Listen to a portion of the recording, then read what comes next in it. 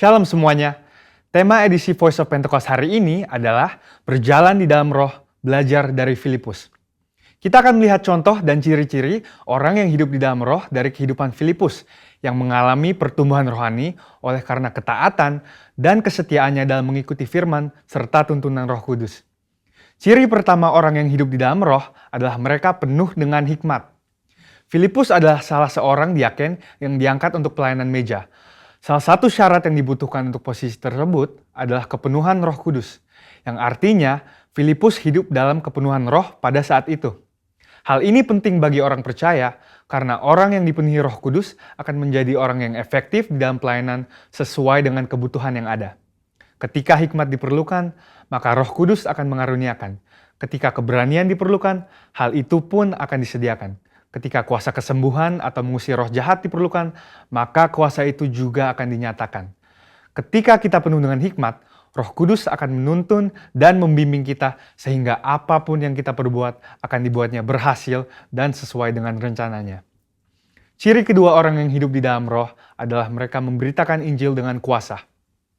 Setelah Stefanus dirajam oleh orang-orang di Yerusalem, aniaya yang lebih luas mulai terjadi di kalangan murid-murid Tuhan Yesus. Dan banyak dari mereka yang melarikan diri keluar Yerusalem, termasuk Filipus. Kisah para Rasul 8 ayat 5 menceritakan bagaimana Filipus pergi ke suatu kota di Samaria untuk memberitakan Injil di sana. Saya percaya karena Filipus bergaul karib dengan Tuhan, dia terus merasakan dorongan dari Roh Kudus untuk memberitakan keselamatan bagi orang lain di setiap kesempatan yang ada. Hal tersebut merupakan karya Roh Kudus dalam hati orang percaya. Singkat cerita, orang-orang di Samaria percaya kepada berita yang disampaikan oleh Filipus.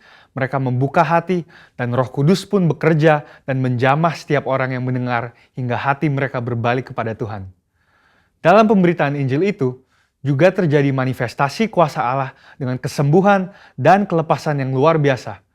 Banyak orang dilepaskan dari roh-roh jahat dan disembuhkan, termasuk yang lumpuh dan timpang. Kuasa Roh Kudus dinyatakan secara luar biasa. Hal ini menggenapi apa yang Tuhan Yesus katakan bahwa tanda-tanda heran dan mujizat akan terjadi di dalam pelayanan murid-murid Tuhan Yesus. Melalui kejadian ini, kita bisa melihat bahwa Filipus yang bergaul intim dengan Tuhan dipakai menjadi alat Tuhan yang efektif dalam membawa Injil keselamatan. Kuasa Tuhan sungguh dinyatakan bagi orang-orang yang bergaul intim dengan Roh Kudus. Ciri ketiga orang yang hidup di dalam roh adalah mereka mentaati Tuhan dengan segenap hati. Suatu hari ketika Filipus sedang di tengah pelayanan yang terus berkembang di Samaria, Tuhan mengutus satu malaikat untuk membawa pesan untuk dia. Kisah para Rasul 8 ayat 26 berkata, "Kemudian berkatalah seorang malaikat Tuhan kepada Filipus. Katanya, bangunlah dan berangkatlah ke sebelah selatan, menurut jalan yang turun dari Yerusalem ke Gaza. Jalan itu jalan yang sunyi." Dibutuhkan ketaatan yang besar untuk melakukan perintah Tuhan dengan kondisi seperti Filipus pada waktu itu. Filipus bisa saja berpikir bahwa pelayanannya masih sangat dibutuhkan di Samaria, atau belum ada orang lain yang bisa menggantikannya untuk melayani di sana. Namun, Filipus memilih untuk taat dan pergi ke tempat di mana Tuhan memerintahkan. Tanpa diketahuinya, ternyata saat itu ada seorang bendahara kerajaan dari Ethiopia yang sedang dalam perjalanan pulang ke negaranya. Dia seorang penganut agama Yahudi yang pulang dari ibadah di Yerusalem dan saat itu sedang membaca kitab Yesaya.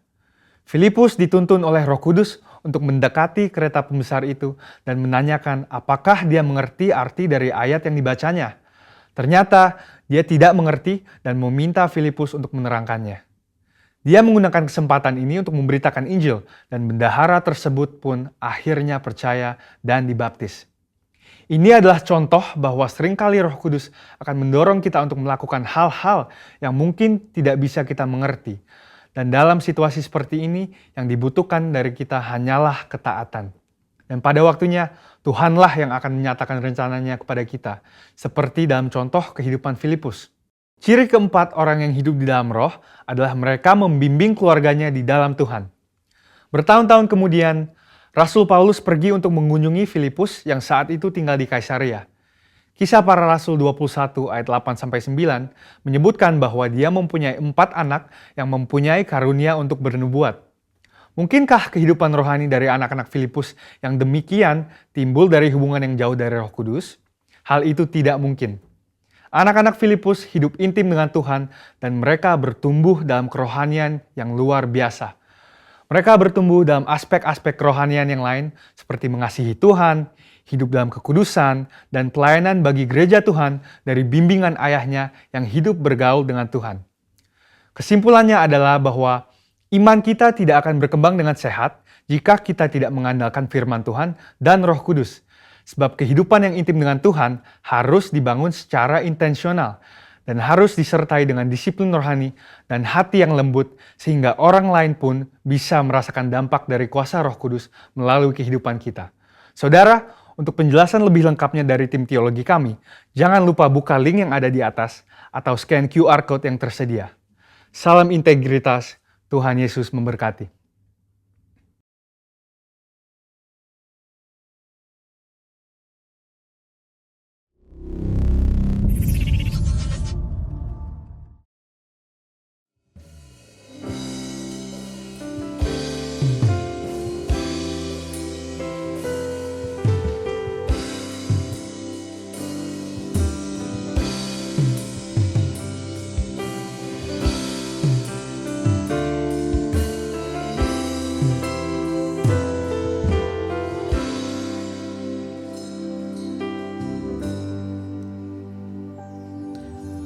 Tuhan, Kau gembala kami,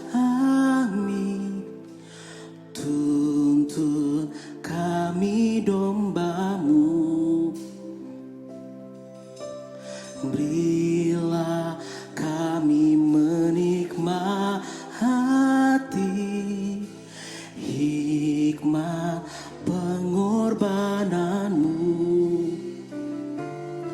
Tuhan Yesus, Juru Selamat, kami ini milik-Mu.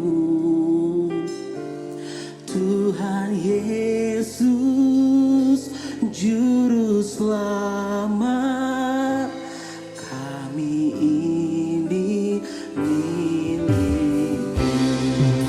Mari dengan segenap hati di hadapan Tuhan, Engkau yang menuntun setiap kami Tuhan.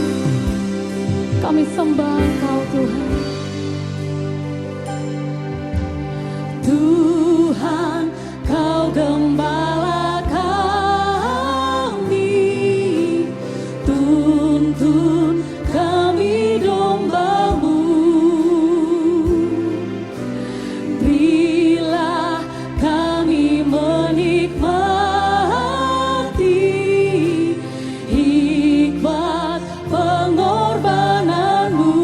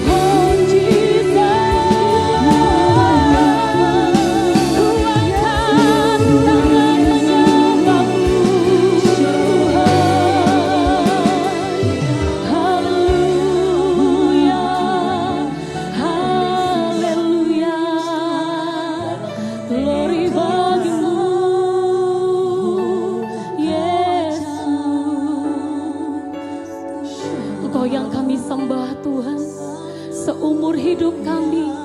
Kami tetap menyembah-Mu Tuhan. Ku sembah Kau. Mari angkat tangan tinggi-tinggi di hadapan Tuhan. Ku sembah Kau Allahku, Bapa dan sahabatku. Kau yang pedulikan seluruh hidupku. Haleluya Tuhan. Walau lewati lembah, aku tak ditinggalkan. Yesus kekuatan di hidup.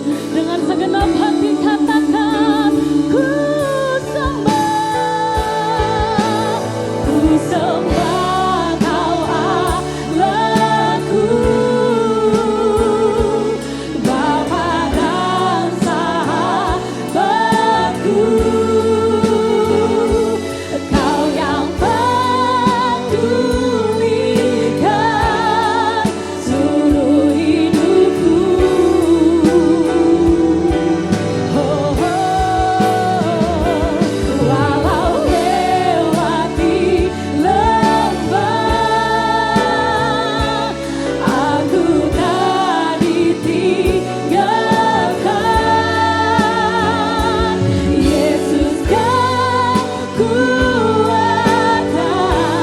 di hidupku.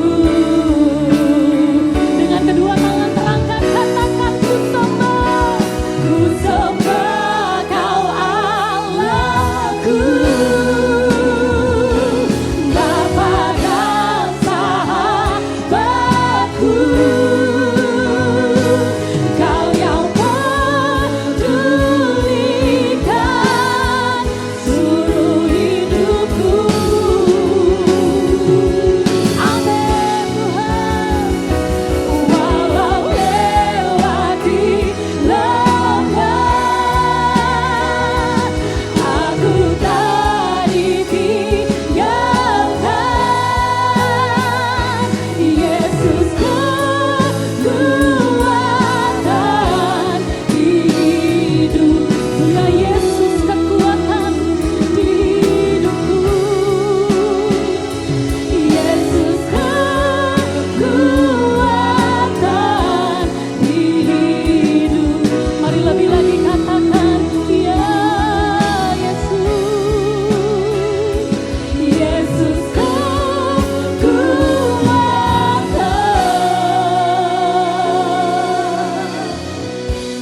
di hidupku.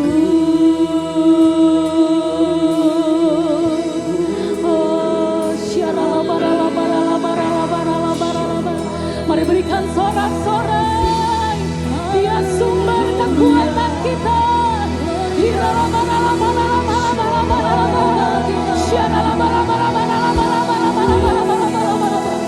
Hanya Engkau yang kami sembah Tuhan. Hanya Engkau yang kami puji. Kami mau terus bersorak-sorai di dalam nama Tuhan Yesus. Kita yang siap bersorak-sorai sama-sama katakan, amin. Haleluya. Kita percaya kita punya Tuhan yang luar biasa. Dia sumber kekuatan kita. Berikan sorak-sorai bagi Tuhan. Haleluya.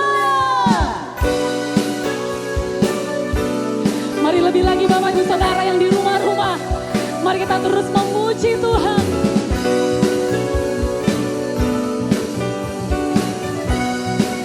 Mari katakan dengan segenap hatimu. Meskipun musuh di depanku, rintangan menghadang langkahku, ku tahu sungguh Engkau bersamaku. Amin. Beribu rebah di kiriku, berlaksa di sisi kananku, ku tahu janjimu Engkau bersamaku. Yeah.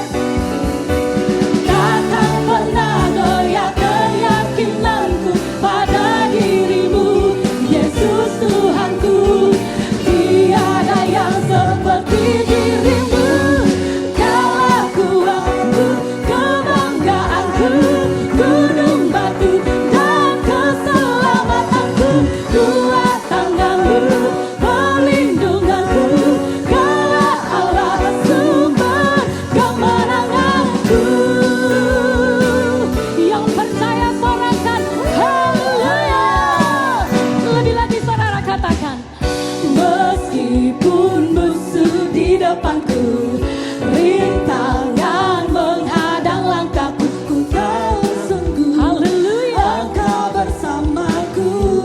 amin. Beribu rebah di kiriku, berasa di sisi kananku. Ku tahu janjimu, Engkau bersamaku. Dengan mantapkan tangan saudara, takkan pernah goyah keyakinanku pada dirimu, Yesus Tuhanku. Tiada yang seperti dirimu, Kaulah kuatku, kebanggaanku, gunung batu dan keselamatanku. Kuat tanganmu, perlindunganmu, Kaulah Allah sumber kemenanganku. Mari dengan iman sama-sama katakan, takkan pernah goyah keyakinanku, takkan pernah goyah keyakinanku pada dirimu, Yesus Tuhanku. Tiada yang lagi-lagi katakan, takkan pernah goyah keyakinanku pada dirimu, Yesus Tuhanku. Tiada yang seperti dulu tepuk tangan sama. Kaulah kuatku, kebanggaanku, gunung batu dan keselamatanku. Kuat tanganmu, perlindunganmu, Kaulah Allah sumber kemenanganku. Kuatku, kebanggaanku, gunung batu dan keselamatanku. Kuat tanganmu, perlindunganku, Kaulah Allah sumber. Lebih lagi katakan, Kaulah kuatku, kebanggaanku, gunung batu dan keselamatanku. Kuat tanganmu, perlindunganku, Kaulah Allah. Lagi-lagi saudara, Kaulah kuatku, kebanggaanku, gunung batu dan keselamatanku. Kuat tanganmu, perlindunganku, Kaulah Allah sumber kemenangan, sumber kemenanganku, sumber kemenangan, Kaulah kuatku. Berikan sorak-sorai bagi Tuhan, Dia sumber kekuatan. Haleluya, haleluya, haleluya. Thank you Jesus, thank you Jesus. Kami mengucap syukur Tuhan.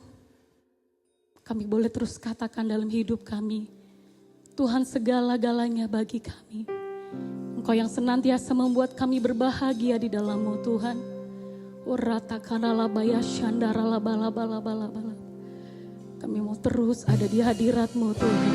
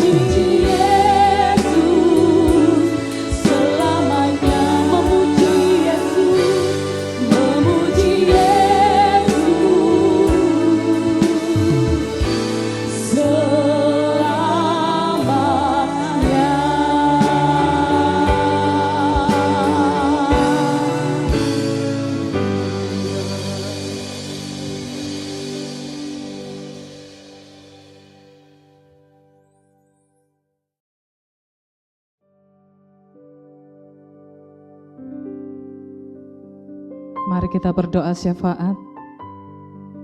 Terima kasih Tuhan. Terima kasih Tuhan. Terima kasih Tuhan, kasih-Mu selalu baru buat setiap kami, buat keluarga demi keluarga Bapa. Terima kasih kami terus merasakan penyertaan-Mu sempurna Tuhan, buat keluarga demi keluarga. Terima kasih Bapa, Engkau selalu ada ketika setiap anak-anak-Mu mengalami sakit, Engkau memberikan kesembuhan. Setiap anak-anak-Mu mengalami masalah, Engkau membukakan jalan keluar Tuhan. Terima kasih Bapa, terima kasih Tuhan. Kuasa-Mu nyata bagi keluarga demi keluarga, seluruh umat-Mu Tuhan. Terima kasih Bapa, terima kasih. Kami juga berdoa, kami angkat tangan kami Tuhan. Kami berdoa untuk pemimpin kami, untuk Pak Niko Nyoto Raharjo Tuhan, bersama dengan wakil-wakilnya. Kami berdoa untuk segenap pemimpin-pemimpin kami di Rayon 2 Bandung. Kami juga berdoa Tuhan untuk gembala terkasih kami Pak Yan Peter Pangaribuan, bersama dengan wakil, bersama dengan staf gembala dan seluruh jajaran-jajaran pekerja yang ada, sampai kepada Gembala Kul. Mari Tuhan, penyertaan-Mu yang sempurna itu Kau berikan kepada setiap hamba-hamba-Mu Tuhan. Ada kemenangan demi kemenangan, ada kasih setia-Mu yang terus limpah Tuhan dalam keluarga setiap hamba-hamba-Mu. Terima kasih Bapa, visi-visi yang daripada-Mu terus Kau turunkan Tuhan kepada setiap kami melalui hamba-hamba-Mu. Terima kasih Bapa, terima kasih Tuhan. Kami juga berdoa Tuhan, kami angkat tangan kami buat Indonesia. Shalom Indonesia, Shalom Indonesia. Damailah Indonesiaku, damailah Indonesiaku. Kami berdoa Tuhan, Indonesia ada dalam tangan-Mu, Indonesia ada dalam pengasihan-Mu Tuhan. Kami berdoa Tuhan untuk segenap masalah-masalah yang ada atas bangsa ini, Engkau turut campur tangan di dalamnya Bapa. Kami berdoa Tuhan untuk setiap bencana alam yang ada, Bapa, Engkau memberikan pertolongan tepat pada waktunya kepada setiap hamba-hamba-Mu. Kami juga berdoa Tuhan untuk pandemi COVID ini yang sedang terjadi. Kami berdoa Tuhan di dalam nama Tuhan Yesus Kristus. Kami berkatakan kepada virus COVID-19, diam dan tenanglah, diam dan tenanglah. Terima kasih Bapa, Engkau menolong dan menyatakan kuasa-Mu atas bangsa ini tepat pada waktunya. Kami berdoa Tuhan, perekonomian Indonesia ada dalam genggaman tangan-Mu. Engkau sedang menyatakan kuasa-Mu atas bangsa ini Bapa, sehingga bangsa Indonesia boleh menjadi berkat buat bangsa-bangsa. Bangsa Indonesia mengadakan Tuhan segala perkara-perkara Tuhan untuk kemuliaan nama-Mu Bapa, di dalam nama Tuhan Yesus. Terima kasih Bapa, terima kasih. Kami menyerahkan bangsa kami sepenuhnya ke dalam tangan-Mu Bapa. Terima kasih Tuhan Yesus. Dan sebentar kami akan bersama-sama mendengarkan firman-Mu, apa yang menjadi isi hati-Mu. Berkati hamba-Mu Tuhan, berkati setiap hamba-hamba-Mu yang ada di rumah demi rumah Tuhan. Kami siap untuk dengar-dengaran dengan Engkau. Di dalam nama Tuhan Yesus kami berdoa dan mengucap syukur. Amin.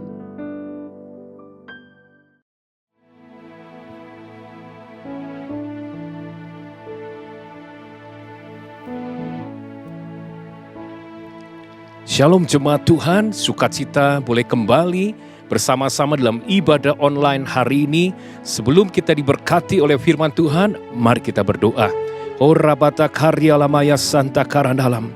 Kami memuliakan nama-Mu Tuhan Yesus Kristus. Kami buka hati kami untuk menyambut seluruh kebenaran-Mu. Urapi kami semua dan seluruh umat Tuhan dimanapun mereka berada saat ini, di dalam rumah, di perjalanan, dimanapun mereka sedang ibadah.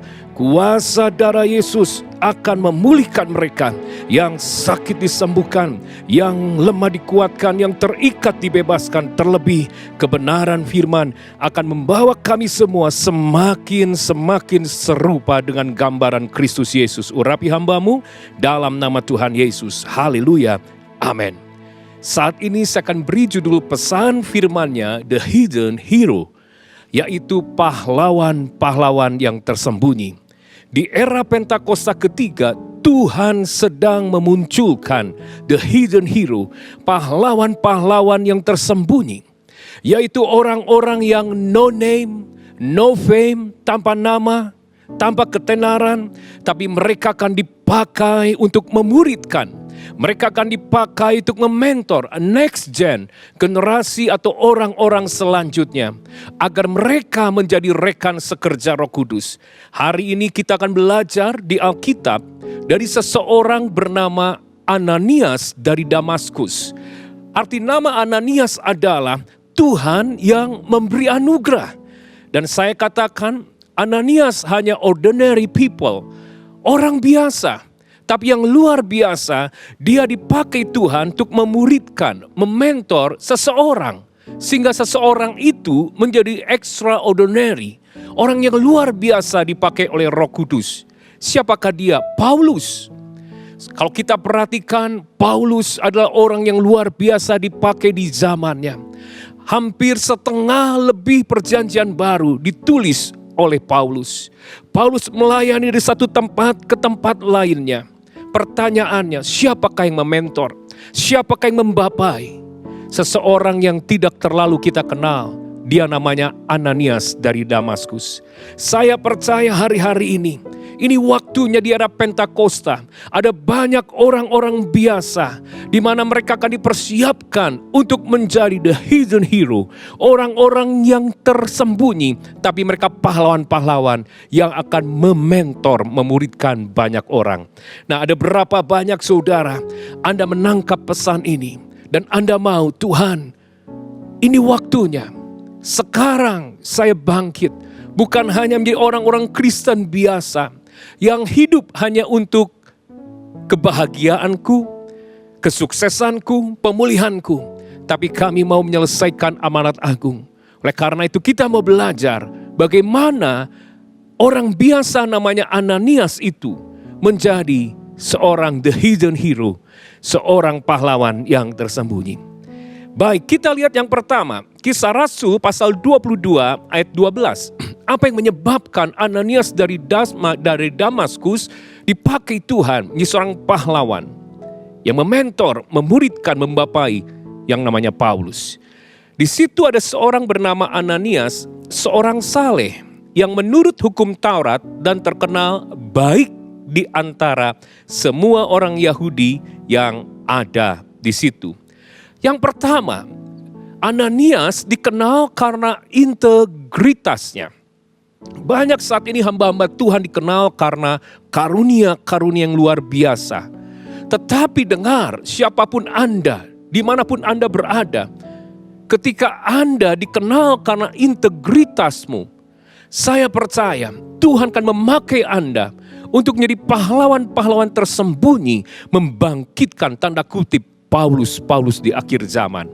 Padahal Kisah Rasul 9 ayat 10 dikatakan di Damsyik ada seorang murid Tuhan bernama Ananias.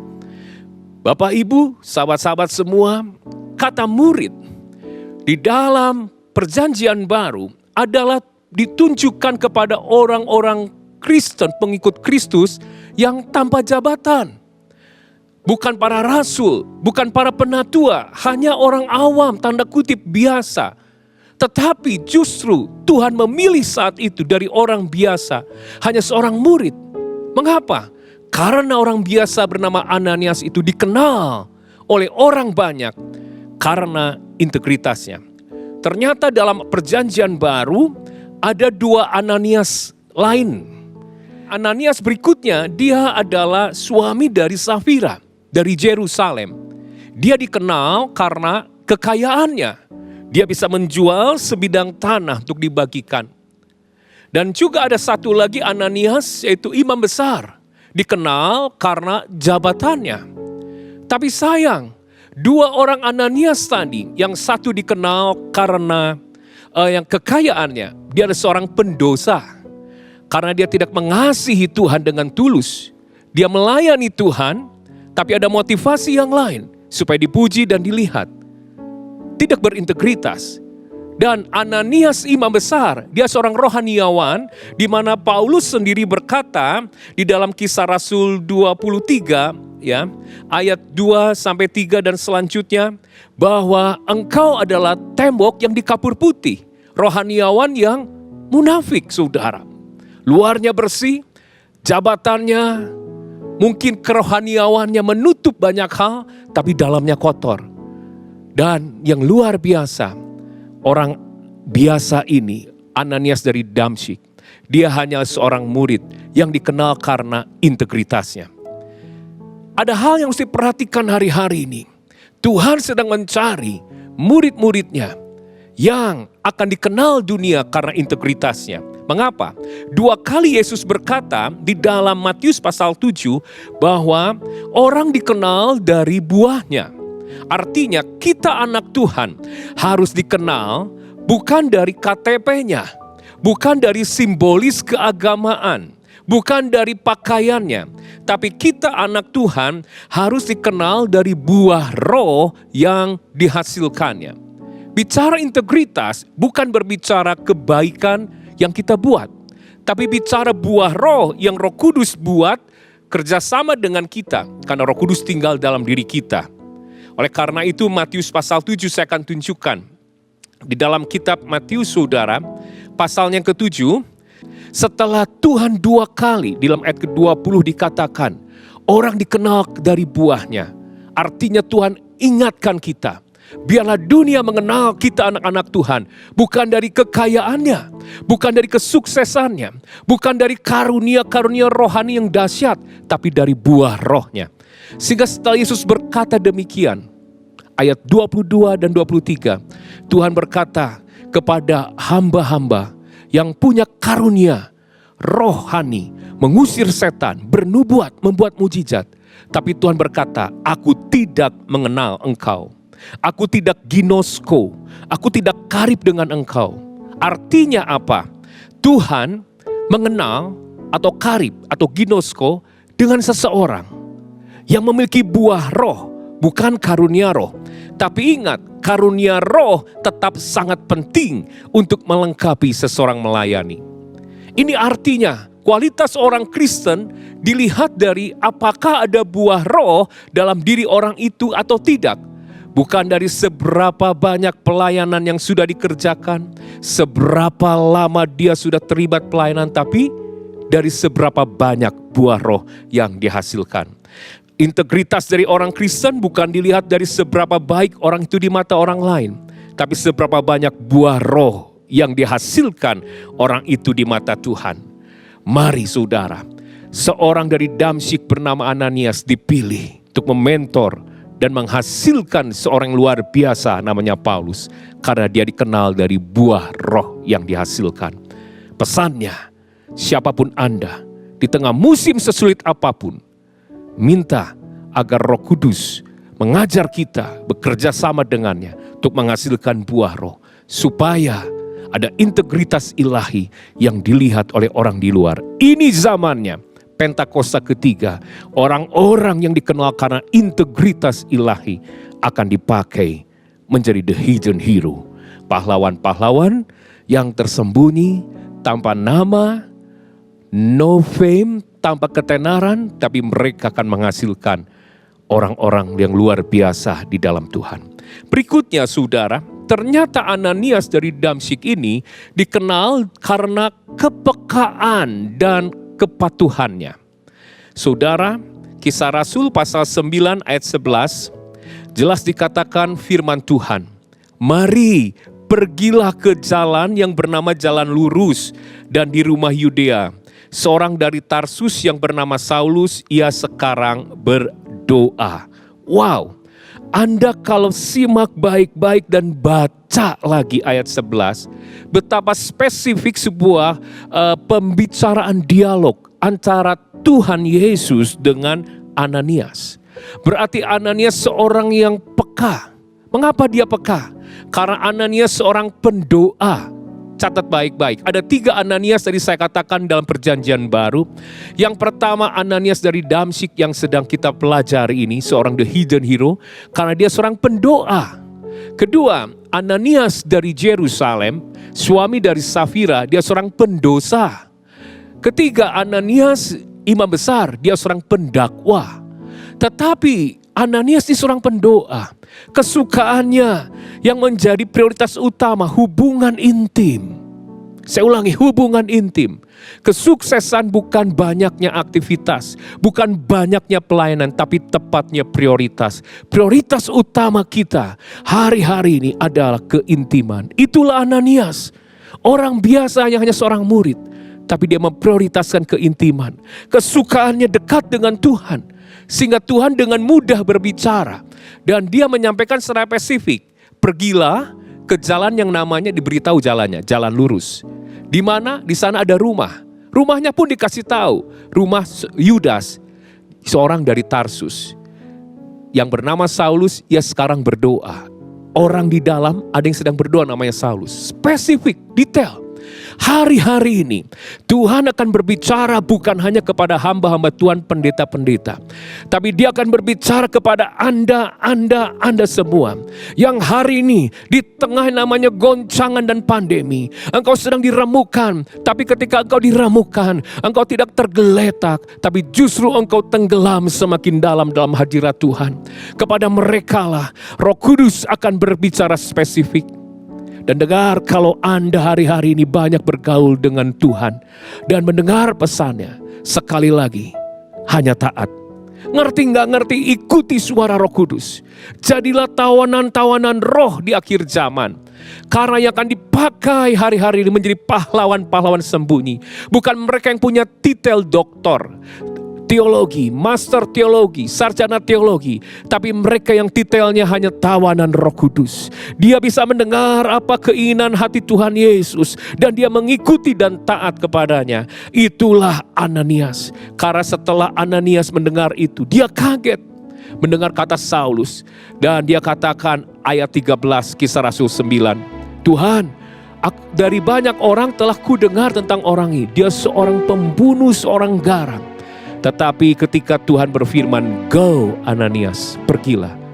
Ananias tidak banyak berdebat. Dia hanya just do it. Setia, taat. Saudara tahu, siapa yang tidak kenal dengan namanya Billy Graham?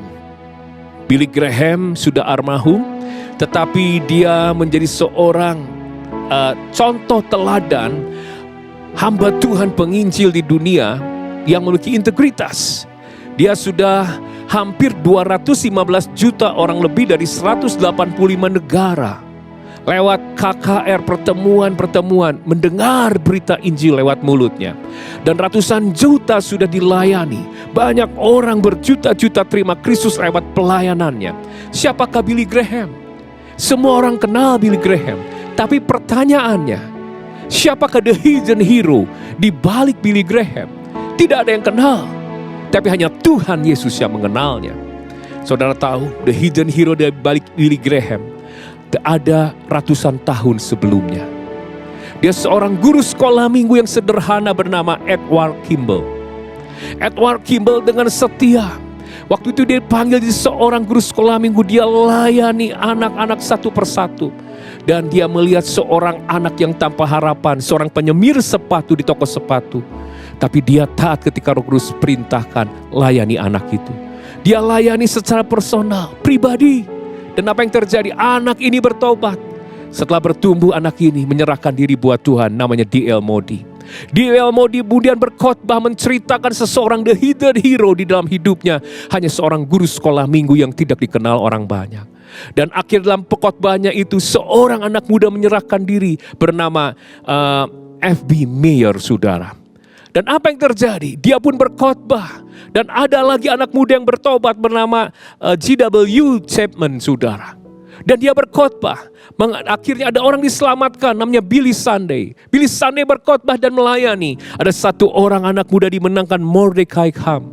Dan dia mulai melayani. Ketika dia berkhotbah, ada seorang anak muda selanjutnya yang dimenangkan, namanya Billy Graham. Kalau kita lihat, dimulai dari bibit seorang yang setia, patuh dan taat. Pelayanan yang tanpa ketenaran, hanya guru sekolah minggu. Dan hari-hari di era Pentakosta ketiga, Tuhan sedang mencari orang-orang seperti ini. Mungkin akah ada di antara saudara semua hari ini. Dan kau berkata, pelayananku hanya kecil tanpa nama, di balik mimbar tanpa ada yang tahu. Justru inilah the hidden hero. Setialah, peka dan patuh jadi tawanan roh. Amin. Kemudian yang terakhir, ternyata Ananias pertama dikenal karena integritasnya, kedua dikenal karena kepatuhan dan kepekaannya, kesetiaannya. Tapi yang terakhir, yang ketiga, dia dikenal karena belas kasihannya. Kisah Rasul 9 ayat 17, lalu pergilah Ananias ke situ dan masuk ke rumah itu. Ia menumpangkan tangannya ke atas Saulus, katanya, Saulus, saudaraku. Saudara, dari namanya aja belum berubah jadi Paulus. Yang kita dengar Paulus orang yang luar biasa hamba Tuhan. Tapi kalau dengar nama Saulus, itu seorang teroris di zaman itu, saudara. Yang membantai. Tapi saat itu Ananias datang menghampiri dan berkata, saudaraku. Kata saudaraku ini berarti seseorang yang aku cintai. Kalau kita lihat, mengapa dia disanggupkan berkata demikian? Ada belas kasihan. Saya katakan kepada setiap orang di tempat ini, di era Pentakosta ketiga, Tuhan hanya pakai orang-orang yang berani untuk no name, no face, no fame, tanpa ketenaran. Tapi Anda hari ini mau mengaktifasikan belas kasihan Tuhan dalam hidupmu. Dan saya katakan Yesus mengajarkan, belas kasihan harus dimulai dari sekarang. Saat ini, jangan sampai ada yang berkata, Pak, saya lagi susah. Untuk mengalirkan bantuan kepada seseorang harus nunggu, Pak. Nanti kalau hutang saya sudah lunas. Belas kasihan tidak pernah menunggu nanti ketika Anda sudah sehat. Nanti ketika Anda sudah kaya. Nanti ketika Anda sudah lulus. Tapi belas kasihan tidak bisa ditahan. Karena belas kasihan bukan hanya sekedar simpati tapi empati. Tuhan tidak hanya bersimpati kepada orang-orang berdosa. Tapi dia berempati, tinggalkan tahta turun ke dunia. Itulah belas kasihan yang Yesus ajarkan. Anda bukannya punya perasaan iba kasihan orang itu. Nanti kalau aku sudah jadi ini aku tolong ya. Tapi belas kasihan mengerjakannya sekarang sesuatu. Dan yang dikerjakan Yesus mengajarkan dalam Matius 10 ayat 24. Dimulai dari yang kecil. Jangan Anda berpikir kalau aku sudah bisa mengerjakan hal-hal yang besar. Sebuah movement, sebuah kegerakan, sebuah terobosan. Saya katakan salah. Belas kasihan justru datang bukan karena sebuah movement dan sebuah terobosan dalam sebuah kegerakan rohani. Belas kasihan harus dipraktekkan di dalam praktikal kehidupan sehari-hari. Hal-hal yang kecil. Dikatakan barang siapa memberi air sejuk secangkir air saja. Yesus mengajarkan tentang secangkir air. Bukan satu tangki besar air, hanya secangkir air. Itu pun sudah belas kasihan. Asal kau mempraktekannya dengan tulus. Dan saudara tahu, demikian pula Yesus mengajarkan bahwa belas kasihan harus dimulai dari yang dekat, bukan dari yang jauh. Mungkin ada di antara Bapak Ibu punya dream dan visi, aku mau dipakai memenangkan Indonesia Timur. Oh, nanti sampai yang namanya Timur Tengah. Saya katakan belas kasihan gak dimulai dari jauh. Belas kasihan dimulai dari dekat. Mertuamu, menantumu, pembantumu, supirmu, tetanggamu. Dimulai dari yang dekat. Dimulai dari yang kecil dan dimulai dari sekarang. Itu yang Yesus ajarkan. Kalau Anda lupakan prinsip ini, Anda hanya seseorang yang bisa mengajarkan kasih tapi tanpa mempraktekkan. Tahu kasih tapi tidak mengalami kasih. Tapi orang-orang seperti Ananias, dia tidak menunggu nanti. Dia tidak menunggu hal-hal yang besar. Dia sekarang taat, dia datangi Saulus. Dia hanya menumpangkan tangan, memberikan kasih. Dan Tuhan memakai Ananias menjadi seseorang yang mungkin tidak banyak dikenal. Tapi yang kita kenal hanya Paulus. Billy Graham yang dikenal. Tapi lupa ada seorang the hidden hero bernama guru sekolah minggu tadi yang memberikan belas kasihan. Saudara tahu Bunda Teresa? Bunda Teresa ini ketika meninggal, dia sudah menggerakkan ada 4.000 orang. Para wanita memberi hidup untuk tidak menikah dan melayani orang-orang miskin. Karena terinspirasi oleh Bunda Teresa. Ada di 123 negara. Mereka melayani orang melarat, kusta dan sekarat di pemukiman kumuh di 160 kota dunia. Dari seorang Bunda Teresa berdampak kepada seluruh dunia. Pertanyaannya, siapa the hidden hero dari seorang Bunda Teresa? hamba-hamba Tuhan, para misionaris yang no name, tidak pernah tercatat namanya, no fame, tidak terkenal, tidak tenar sampai saat ini. Tapi mereka melayani di Benggala, di India. Dan itu yang sudah menyentuh hati seorang anak kecil yang bernama Teresa tadi, saudara. Hari-hari ini saya tidak tahu keadaan saudara, tapi Tuhan sedang mencari the hidden hero di tengah-tengah gerejanya. Sudah terlalu banyak jemaat yang hanya duduk menantikan firman. Sudah terlalu banyak jemaat yang hanya hadir menghadiri ibadah. Tapi Tuhan sedang mencari para pahlawannya, the hidden hero yang ada saat ini. Mungkin ada the hidden hero berikutnya, yaitu Anda. Ingat, belajar dari Ananias. Biarlah kita dikenal bukan karena khotbah yang bagus, bukan karunia yang luar biasa, mati, bangkit, lumpuh berjalan, tapi karena integritas, karena buah rohnya. Biarlah kita dikenal karena kepekaan dan kepatuhannya. Tuhan mengenal kita karena itu. Bukan karena titel yang besar, tapi karena tawanan roh titel kita, tawanan Roh Kudus. Dan biarlah kita dikenal karena belas kasihannya. Saya tidak akan memperpanjang firman Tuhan, tapi di tempat ini saya merasakan ini waktunya hadirat Tuhan sedangkan mencengkram setiap saudara, memanggil, memunculkan setiap saudara yang sedang bersembunyi dalam gua-gua adulam karena krisis yang ada. Engkau yang sedang meratapi dirimu, engkau yang sedang meratapi nasibmu, dengar, mungkin Anda adalah the hidden hero selanjutnya, di mana ketika Anda melakukan dan berkata, pakai aku Tuhan, biar aku belajar dari Ananias dan aku mau dibangkitkan. Saya percaya gereja ini tidak pernah sama lagi. Ada revival akan terjadi di rumah-rumah, di komunitas, di kantor, di jalan. Karena tidak perlu menunggu para pendeta yang turun jalan, tapi orang-orang tanda kutip umat Tuhan, kegerakan orang kudus itu akan terjadi. Kalau Anda orang yang mau berkata, pakai aku Tuhan untuk menjadi the hidden hero. Biar aku tidak dikenal, biar aku tidak memiliki follower yang banyak, tapi aku mau melakukan apa yang firman Tuhan ajarkan. Jadikan aku Ananias selanjutnya yang dari Damsyik. Mari angkat tanganmu.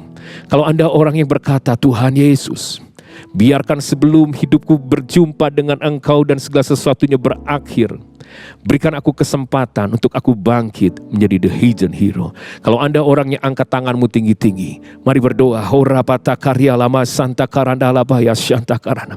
Hambamu di tempat ini Tuhan mengarahkan tangan, dan biarlah Tuhan saat ini atas setiap kamera yang ada Tuhan, dan dimanapun anak-anak Tuhan yang sedang ibadah online dan mengangkat tangan, dan mereka berseru, pakai aku Tuhan menjadi pahlawan-pahlawan Tuhan selanjutnya. Hari ini jambah Tuhan, urapan Roh Kudus turun dan mengalir. Setiap perbudakan di roh ketakutan, kecemasan, ketakutan, semua itu dihancurkan dalam nama Yesus. Tapi Roh Kudus membangkitkan para pahlawan yang tersembunyi. Di dalam nama Tuhan Yesus mengalir urapan dan berkat Tuhan. Haleluya. Amin. Sekarang terimalah berkat Tuhan. Kasih karunia berlimpah-limpah daripada Allah Bapa dalam Anak yang tunggal Yesus Kristus. Persekutuan yang manis dengan Roh Kudus menyertai saudara sekalian mulai hari ini, sampai Tuhan Yesus datang menjemput kita di awan-awan, dan bahkan sampai selama-lamanya. Yang percaya bersama-sama katakan amin.